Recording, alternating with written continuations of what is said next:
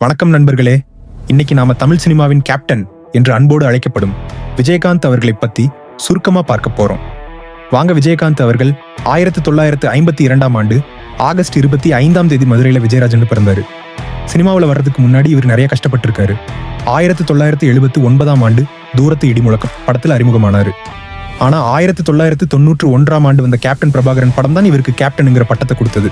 அதுக்கப்புறம் எல்லாரும் அவரை கேப்டன் தான் கூப்பிட ஆரம்பிச்சாங்க. இவர் நடிச்ச நிறைய படங்கள் சூப்பர் ஹிட் ஆச்சு. சட்டம் ஒரு இருட்டரை, வைதேகி காத்திருந்தாள், அம்மன் கோவில் கிழக்காலே, சின்ன கவுண்டர், வானத்தை போலன்னு சொல்லிக்கிட்டே போகலாம்.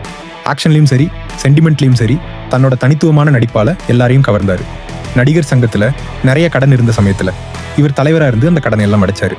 ஏழை நடிகர் நடிகைகளுக்கு நிறைய உதவிகள் பண்ணியிருக்காரு. இதனாலேயே அவர் எல்லாருக்கும் ரொம்ப பிடிச்ச தலைவரா இருந்தாரு. 2005ஆம் ஆண்டு தேசிய முற்போக்கு திராவிட கழகம் தேமுதிகன்னு ஒரு கட்சியில் ஆரம்பிச்சு அரசியலையும் நுழைஞ்சாரு. எதிர்கட்சி தலைவராகவும் இருந்திருக்காரு. இவருக்கு கலைமாமணி விருது, பிலிம்பேர் விருதுன்னு நிறைய விருதுகள் கிடைச்சிருக்கு. அவரை கேப்டன்னு கூப்பிடுறது அவரோட ரசிகர்களுக்கு ரொம்ப பிடிக்கும். இன்னைக்கும் அவர் எல்லார் மனசுலையும் நீங்க இடம் பிடிச்சிருக்காரு.